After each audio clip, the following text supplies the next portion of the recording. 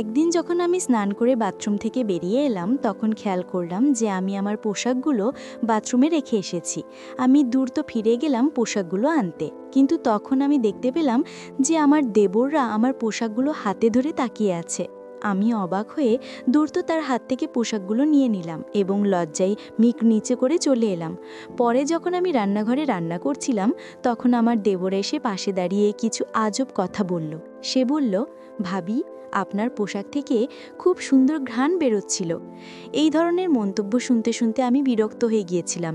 একদিন আমার স্বামী ফোন করে জানালেন যে তিনি রাতে বাড়ি ফিরতে দেরি করবেন।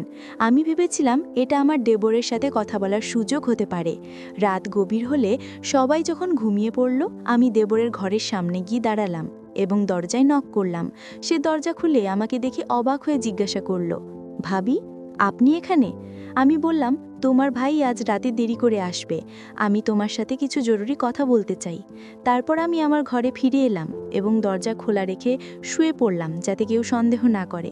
কিছুক্ষণ পর আমার দেবর হালকা টোকা দিল দরজায়। আমি বললাম, এসো, দরজা খোলা আছে। সে ঘরে এসে আমার পাশে বিছানায় বসে পড়ল। আমি তখন একটি সুন্দর লালা রঙের নাইট ড্রেস পরেছিলাম। দেবর কিছুক্ষণ নীরব থেকে আমার দিকে তাকিয়ে রইল।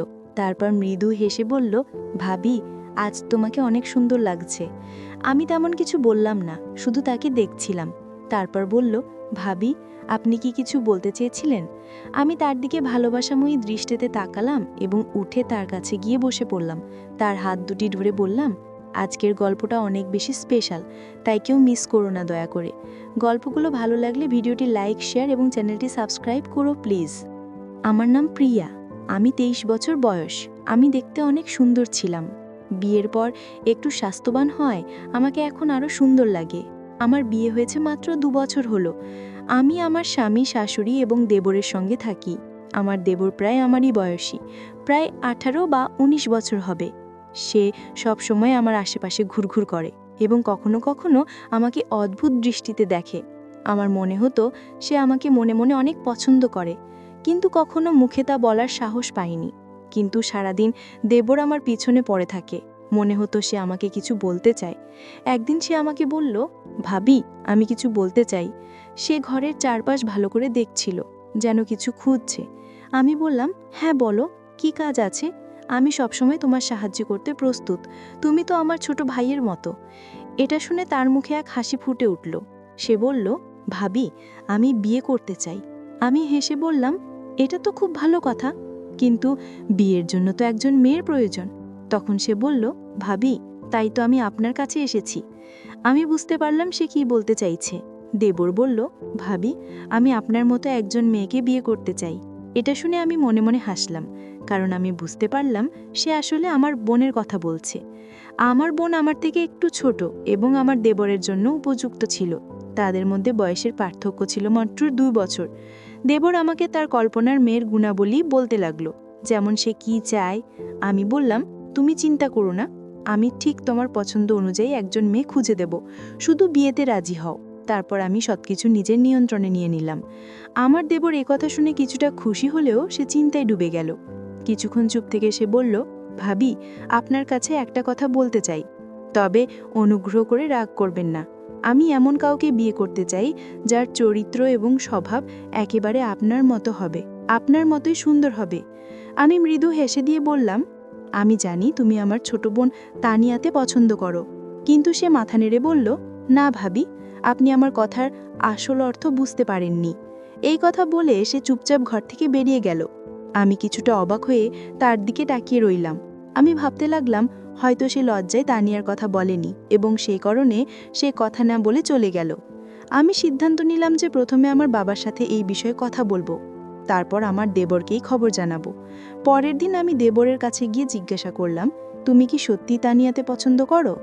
সে লজ্জায় পেয়ে বলল, ভাবি, তানিয়া আর আমি, এটা তো আকাশের চাঁদ ছোঁয়ার মতো ব্যাপার। আমি নিজেকে উপযুক্ত মনে করি না। তার এ কথা শুনে আমি বুঝতে পারলাম আসলে সে আমার বোনকে পছন্দ করে, কিন্তু সাহস করে প্রকাশ করতে পারছে না।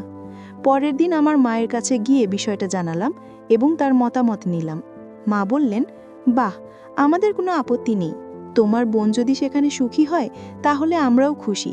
তবে তুমি তোমার দেবরের সাথে ঠিকমতো কথা বলে নিও, যেন তার কোনো সমস্যা না হয়। আর একই পরিবারে 2 মাই থাকবে, এটা তো ভালো কথা। তুমি তোমার ছোট বোনের খেয়াল রাখতে পারবে। আমি বললাম, দেবর নিজেই আমার সাথে কথা বলেছে, তার আপত্তি হওয়ার কোনো কারণ নেই। এরপর আমি আমার দেবরের সাথে আবারও কথা বললাম, কিন্তু সে বলল, ভাবি, আপনি আমার কথার মানে কেন বোঝেন না? রাতে আমি তার ঘরে গিয়ে জানতে চাইলাম আসলে সে কি চায়। সে বলল, ভাবি, আমার আপনার বোনের প্রতি কোনো আগ্রহ নেই, আমি শুধু মজা করছিলাম। তার এই কথা শুনে আমি খুব কষ্ট পেলাম। যদি সে আমার বোনকে পছন্দ না করত, তাহলে কেন সে আমার আশেপাশে এসে ঘুরঘুর করত এবং আমার সাথে কেন এত কথা বলতো? যদি সত্যি সে তাকে বিয়ে করতেই হতো, তাহলে সে নিজের পছন্দের কোনো মেয়ের নাম বলতেই পারত। অন্তত আমার বোনকেও অপমানিত হতে হতো না। আমি কিছু না বলে উঠে আসার চেষ্টা করছিলাম, কিন্তু তখনই সে হঠাৎ আমার হাত ধরে ফেলল। এই আচরণে আমি রেগে গেলাম। হাতটা ঝাঁকটা মেরে ছাড়িয়ে নিয়ে বললাম, তুমি কি করছো? নিজেকে সামলাও। আমি তোমার ভাবি, আর তোমাকে ছোট ভাইয়ের মতো দেখি। সে বলল, ভাবি, তাতে কি হয়েছে? আমিও আপনাকে বড় বোনের মতো দেখি, মায়ের মতোই সম্মান করি। এখন শুধু আমার এই ছোট কাজটি করে দিন, আমার বিয়ের ব্যবস্থাটি করে দেন, তাহলে বুঝবো আপনি আমাকে সব দিয়েছেন। তার কথায় আমি বিচলিত হয়ে দ্রুত নিজের ঘরে ফিরে এলাম। মনটা খুব অস্বস্তি করতে লাগলো। কিছুক্ষণ পর আমার স্বামী ঘরে এলেন এবং আমার চিন্তিত মুখ দেখে জিজ্ঞাসা করলেন, তোমার কি হয়েছে? এত চিন্তিত কেন? আমি পুরো ঘটনাটা বললাম, কিভাবে সাম্প্রতিক সময়ে দেবরের আচরণ অদ্ভুত হয়ে উঠেছে এবং সে প্রায়ই বাইরে সময় কাটায়। আমার কথা শুনে স্বামী বললেন, আমি নিজেও লক্ষ্য করেছি, ও তোমার ভাই, কিন্তু বর হচ্ছে। তুমি ওর কাছ থেকে একটু দূরে থাকার চেষ্টা করো। এই কথাগুলো শুনে আমি কিছুটা সান্ত্বনা পেলাম, কারণ কেউ অন্তত আমার মতো চিন্তা করছে। আমার শাশুড়ি অবশ্য তাকে এখনও ছোট বাচ্চা মনে করেন, কিন্তু আমি ভেতর থেকে সবকিছু বুঝতে পারছিলাম। পরের দিন আমার স্বামী বাড়িতে ছিলেন না, তখন আমি নিজের ঘরে ছিলাম। স্বামীর অনুপস্থিতিতে সাধারণত আমি ঘরের বাইরে খুব একটা যাই না। হঠাৎ দরজায় নক হলো। দরজা খুলে দেখি আমার দেবর দাঁড়িয়ে আছে। তার হাতে একটা ট্রে ছিল, তাতে বিস্কিট আর চায়ের কাপ রাখা ছিল। আমি অবাক হয়ে জিজ্ঞাসা করলাম, এটা কেন এনেছো? কেউ এসেছি নাকি? সে হাসি দিয়ে বলল, না ভাবি, এমন কিছু নয়। ছোট ভাই তার বড় বোনের সাথে বসে চা খেতে চায়। আমি বললাম, চলো ড্রয়িং রুমে গিয়ে বসি। কিন্তু সে বলল, না ভাবি, আমি এখানে আপনার সাথেই বসে চা খেতে চাই, একটু কথা বলতে চাই। তার এ কথায় আমি কিছুটা অস্বস্তি বোধ করলাম, কিন্তু ভাবলাম এই নিয়ে নতুন কোনো সমস্যা তৈরি না হোক। সে চুপচাপ আমার পাশে বসে চা খেতে থাকলো। তারপর বলল, ভাবি, আপনি চা খাবেন না? আমি তাকে চা খেতে বললাম এবং সে বলল, আমি যাওয়ার আগে আপনি চা খান। তার এই আচরণে আমি বেশ অস্বস্তি বোধ করলাম। সে জোর করায় আমি চা আর কেক খেলাম, আর আমি তার সাথে কথা বলতে থাকলাম। দেবর আমাকে বলল, ভাবি, আমি যদি আগে ভুলভাবে কিছু বলে থাকি, তাহলে আমাকে ক্ষমা করবেন। আমি কিছু ব্যক্তিগত সমস্যায় ছিলাম, তাই সেদিন কথাগুলো এমনভাবে বলে ফেলেছিলাম। আজ চার কেক কিনেছি, যাতে আপনি বুঝতে পারেন আমি আপনাকে কতটা সম্মান করি। তার কথা শুনে আমার একটু হাসি পেল। আমি হাসি মুখে চা খেলাম আর বিস্কিটও খেয়ে নিলাম। কিন্তু চা খাওয়ার কিছুক্ষণ মধ্যেই আমার মাথা ভারী হতে লাগলো। আমি কিছুতেই বুঝতে পারছিলাম না কি হচ্ছে। দেবরের মুখটা শুধু আমার চোখের সামনে ঘুরছিল। ঠিক তখনই শাশুড়ি ঘরে ঢুকলেন। তার মুখটাও শেষবারের মতো মনে পড়ল। তারপর কি হলো কিচ্ছু জানি না। যখন আমার চোখ খুলল তখন বিকাল 4টে। আমার স্বামী আমার পাশে বসেছিলেন।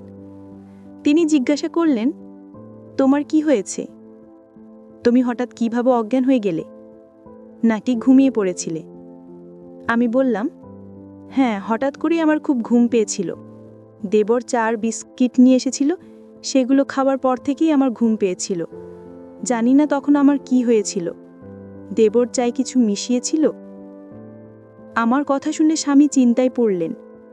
বললেন, দেবর সত্যি তোমার জন্য চা নিয়ে এসেছিল? ও তোমার ভাই, তোমার জন্য এমন কিছু করবে কেন? তাছাড়া মাও তো তখন ঘরেই ছিলেন। হতে পারে তুমি স্বাভাবিকভাবে ঘুমিয়ে পড়েছিলে। তোমার এত চিন্তা করার দরকার নেই। স্বামীর কথা শুনে আমি চুপ হয়ে গেলাম। কিন্তু সত্যি বলতে